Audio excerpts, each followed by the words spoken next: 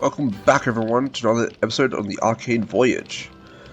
Today, as you can see below, we're going to start working on our rail network, and we are going to hopefully get our power facility up and running. Alright, that's what this all been led up to. That's why I did the stuff in the nether in the last episode. If you didn't miss that, go check it out. It's really cool. One of my favorite time lapses I've done. But anyway, ship the lava over here and create some power.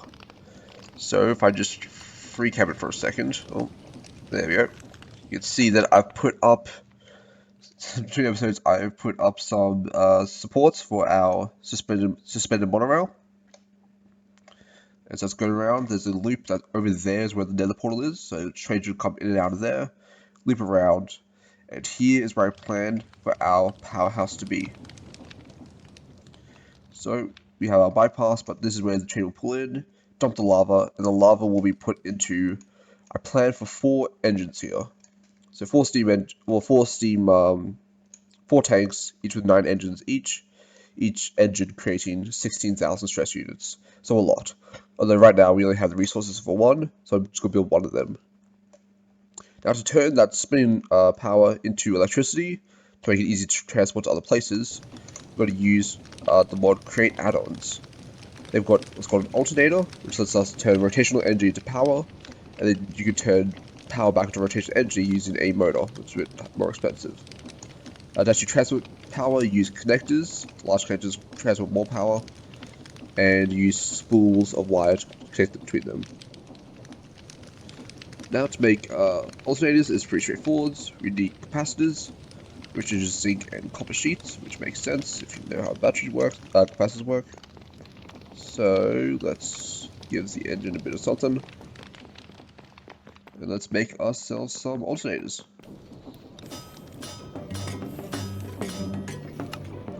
Now, how are we going for spare machines? 1 routine. I'll put some spare mechanisms. It's not going to quite be the 9, we need another 32 of them. Soon we'll have infinite of them, and we'll be happy. Okay. Right, okay, need to explore anti-side machines.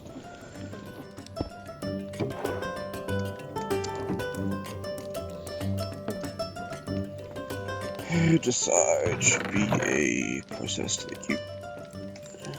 Just stash the stuff in a stack of logs.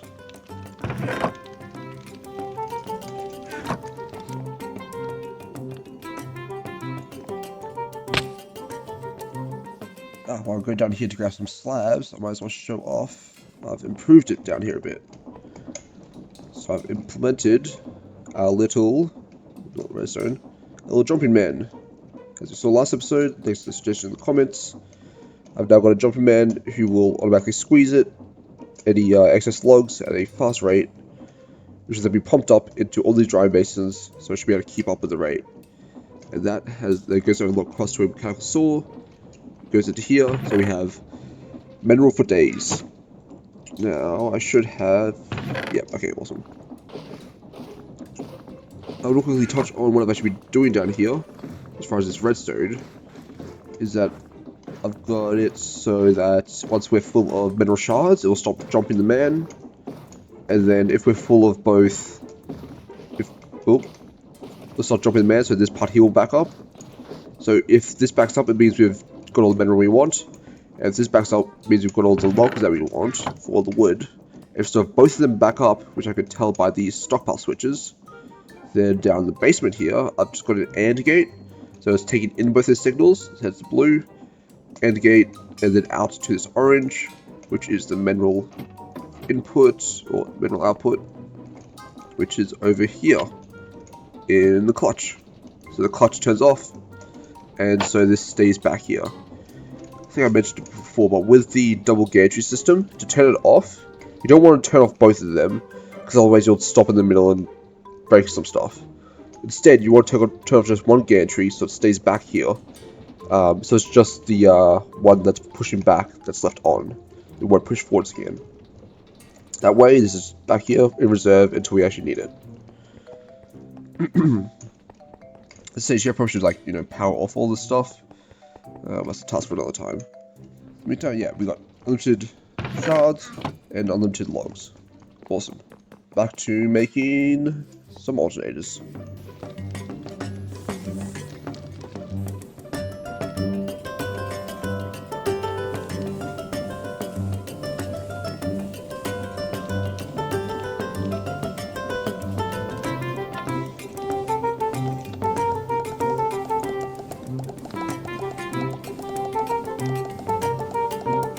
Doink. And go over here.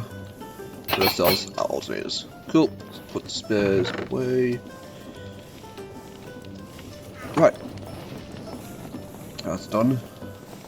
We need the engines. I thought I made some engines. 6. Need a few more. They're steel mechanisms. Steel machines. Damn it. I just used all this. Okay. It's fine. We are rich with mineral. And rich with andesite. So it shouldn't be too bad. Let's go grab some more.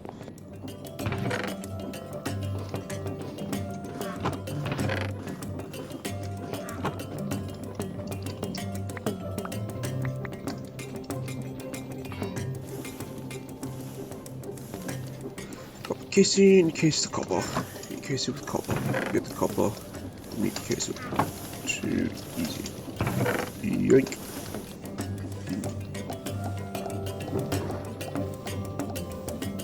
Now these bad boys. It's 3.1. Yep, awesome.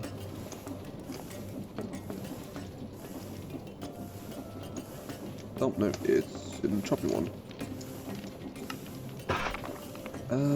I will need more of those. Okay, so should now have all the things we need. Steam engines, alternators. Actually we need to make some wires. So it's spools of wire. Get the spools of wire. So you need some gold wire, so you press some gold sheets into wire with a rolling machine, which we don't have. That's that machine. Too easy. Thankfully we made a bunch of those. Let's go there. Rolling machine. Let's see if we can plug and play it down here.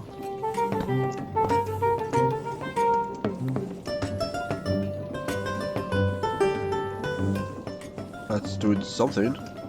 What's not pulling it out? Do I need to funnel this? Where's my wire? In there, okay. Weird. I might need to pull stuff out, okay. You know it.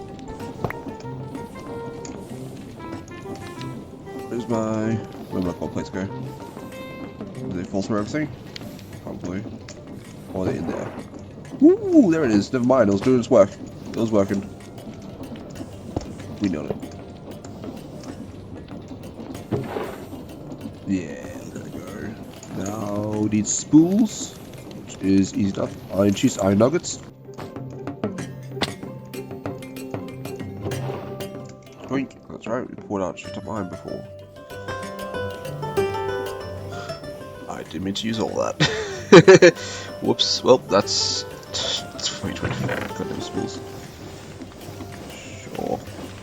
Yeah, I needed 32.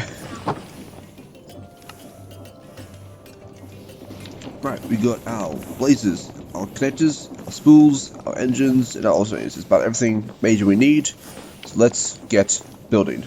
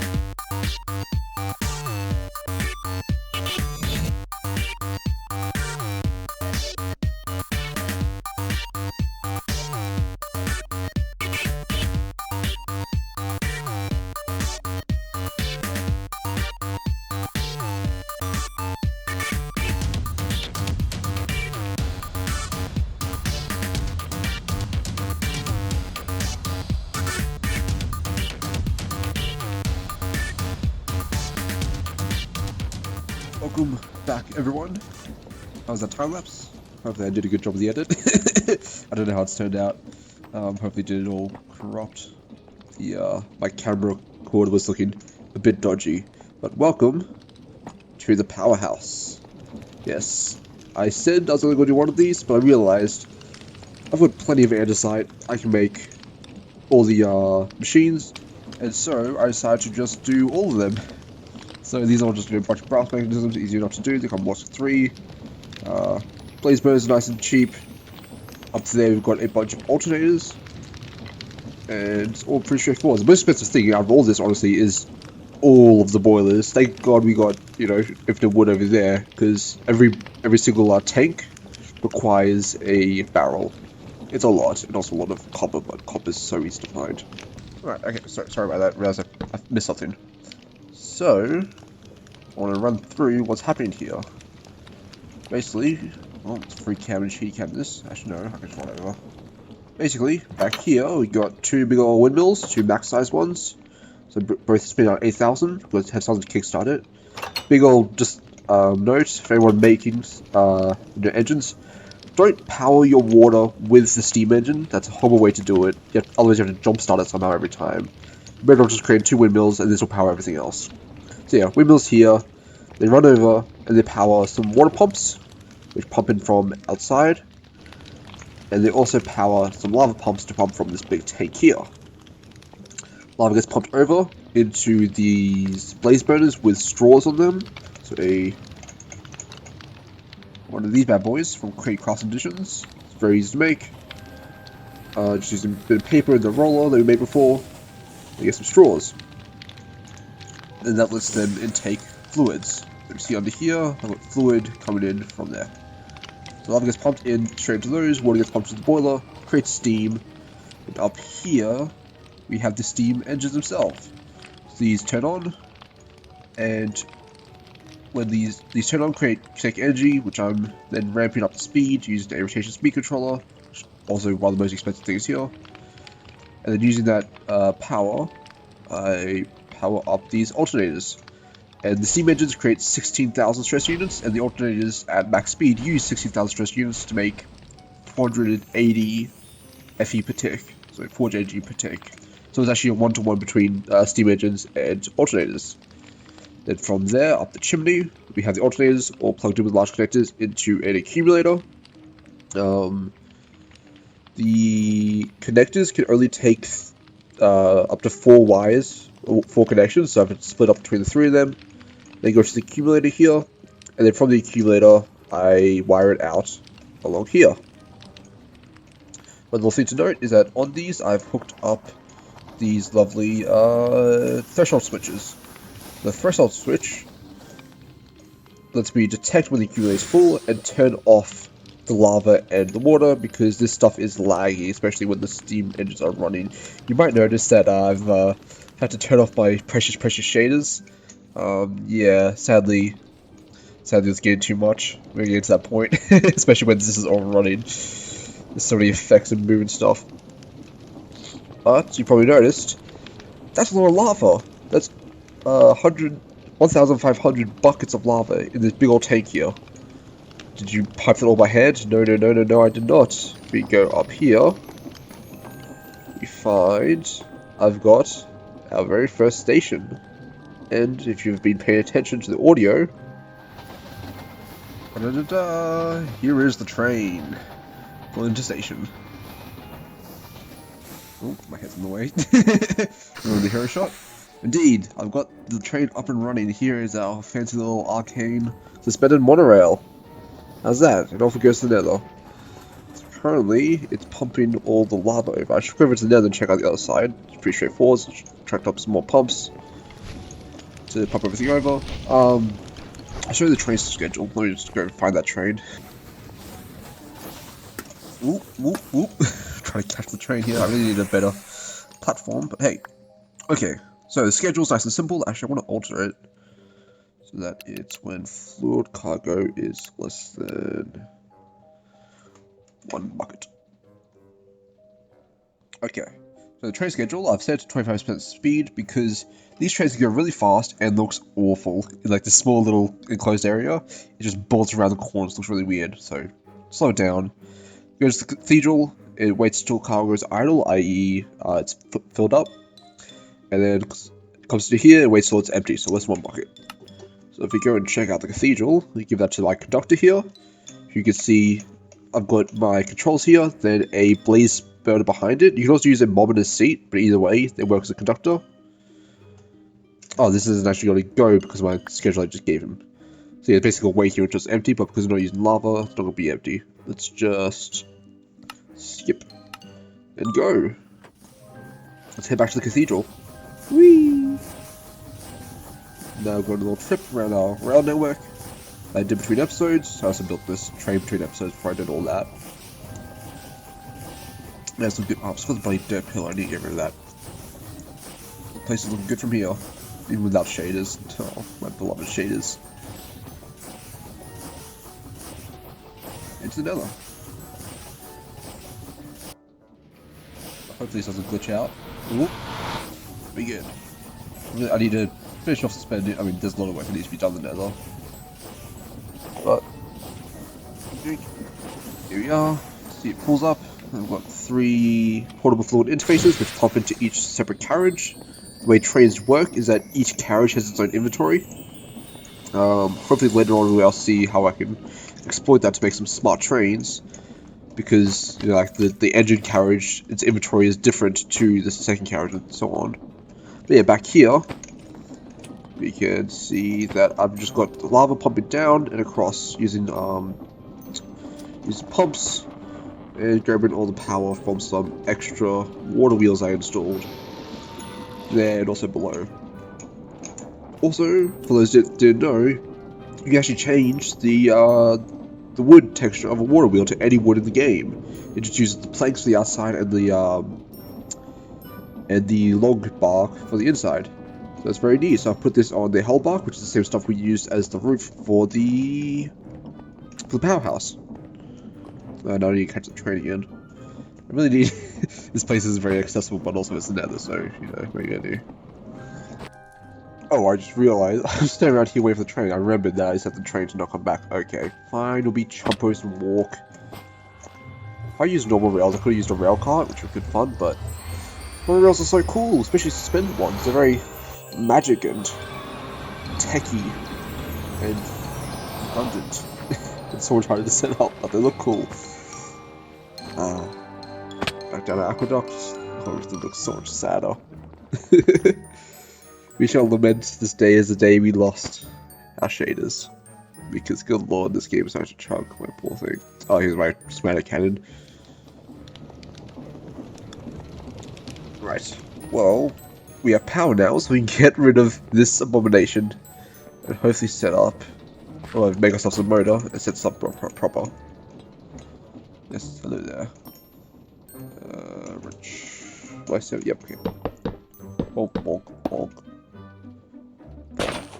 Okay. Shoot! I did not mean to vein mine the building. So I need to go make myself a motor, which I think is brass, which sucks. Motor. Create a motor. No, motor. Rotation speed controller and brass. I can use that rotation speed controller I just used because the motor has it inbuilt naturally. Is there a cheaper way? No. Manual. Wow. Okay. Brass machine time. Back to the ace. Oh, a bit more there.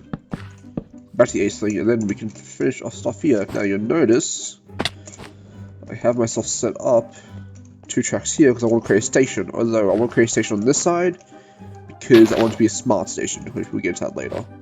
Although it costs a bit of brass stuff, which is still a bit of a pain to make as we are about to experience. Let's go make some brass. Anyway, let's go and hook up our power. So currently, I'm thinking of transporting power. We are already we have this infrastructure of the supports for the monorail, so might as well take advantage of it and transport power along the monorail. Alright, of course. There's a very annoying bug where the monorail does not play nicely with other things. Truck those there. I should hopefully be able to go over here. Like. Now, each of these wires are connected to a different motor, and because these wires can only carry so much. Let me put this back. Stand over here. Hold down control. What do you mean not enough tracks? There we go. Hold down control to make it all smooth. Awesome. Ow. Let's bring it up over here. Oh, bloody hell. Okay. Monorail tracks are very glitchy. It's very annoying. I think it might be a patch, but it means I have to update the server, which is a nightmare. Are you kidding me? That one's interfering? No way.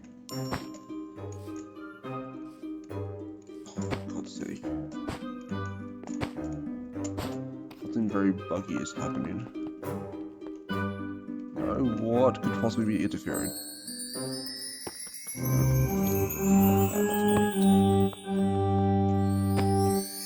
Okay. I'm creating one right now just to show you some of the stuff I've had to deal with. This is a very annoying bug. But sometimes it doesn't let you place blocks. Normally this is the case when it says, hey look, there's a curve in the way. If I'm over here, there's a curve here, you have to do weird stuff with it. There is no curve here. As I was thinking to myself, is that interacting with it? No. I find, if you fly over here, this block over here is interacting with it. Why? What? So, if I want to place blocks over there, I have to destroy it over here, walk over there, and then place it back. And when I place it back over there, it will start to interfere over here again. It's some quantum bullshit.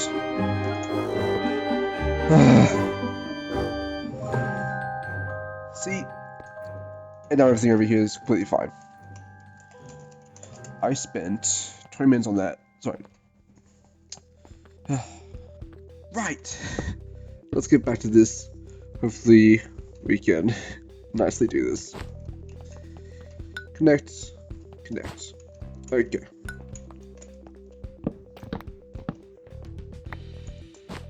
Now that everything here is in place, we should be able to just pull the wire from here and take it inside. Plug it in here. Boink. Set the speed, max of course. Probably want to stressometer, actually. Yeah, okay. Let's grab that stressometer. Drink. Place. Oh, come on. There we go. Speed her up. Power. Now, I'm going to have to reroute this wire later, but for now, let's just be lazy and chuck it there. Because we can go through blocks. Right, does everything go in the right direction? Nope. Other way. Okay, awesome. How's the stress looking?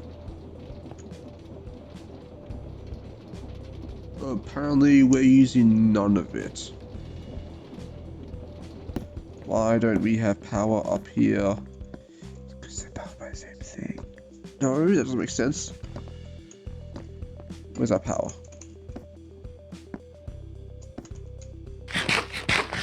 Something broke. This here. Power? That's why this is not working. Where's... we lost power somewhere. Never mind, in fact, it wasn't that damn good. It was broken. Take you down. Let's grab my goodies box. That's gonna change the polarity, so I need to grab you, rotate. Little tip, another little crate tip. If you want to change the polarity or something, just grab a gearbox. That's great. Send it through that. Okay then.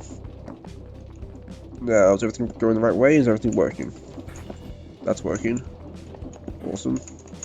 Upstairs is powered. It's doing stuff. we actually see this in action now. So this is stamping on the things. Wood, which it has here. Stopping into mineral, which all fills up. I thought I had enough mineral things to keep this going constantly. We'll see. Hopefully this should like constantly have an empty basin to pump into. It seems alright. I don't think we're backing up too much. It's fine. This should be 100% efficient. But now look, we drained it, and hopefully... Yay! Actually using some stress. So if we look up there, hopefully you should see. I'm not too slow. I've got the threshold switch. Threshold switches, I don't think I've ever explained them. Basically, they have a threshold at which point they start reducing power. So it's looking at this inventory here, it's measuring how much is in it. So currently there's like whatever percent full, 80%. And then once it reaches 9% full, it'll move to a powered state. And then only turn off once it goes to 25% full. This way you have stuff turn on in bursts. Otherwise you might have something like, you could just put a comparator and have things turn off as soon as they go below full capacity. I don't like have things turn on, turn off, turn on, turn off, turn on, turn off. It's a bit janky and a bit laggy. I prefer to have things turn on burst and then turn off. So as this reaches 90%, keep jumping, buddy. I want to block here to bang his head on so it actually goes faster. Aha! We've got... Okay, as this gets closer, it's going to hit there. Now you see I've got a little clock here. These pulse extenders. One's set to inverse the signal. This is a really easy way to do a clock with create, and you can set the timing. This is a 4-tick clock. It's just power as fast as you can to constantly refill the squeezer. So we hit the threshold. Bang.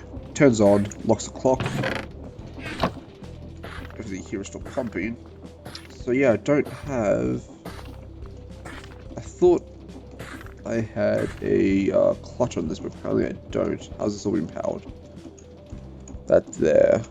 I can clutch that, I guess, but it's gonna be fine. It's gonna be fine. So at idle, we are still using 6,000 stress. What are we using the stress on? That's not clutched. That's why. Yeah, just random crap. That's not clutched. That. All of these aren't clutched. Okay. Nope, you win some, lose some. Now, theoretically, a thought is, this is always where you're pulling all that energy.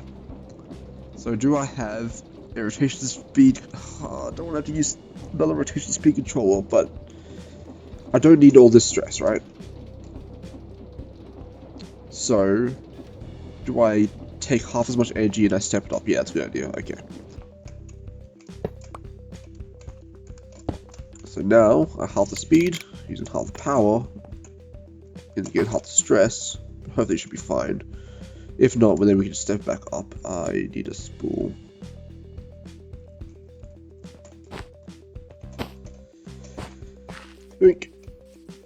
Also, cross editions, these spools suck.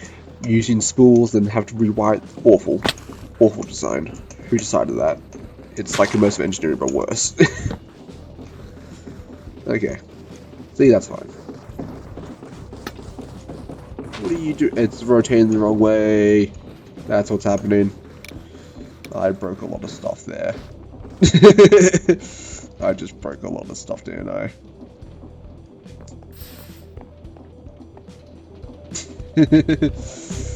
Yeesh. Okay.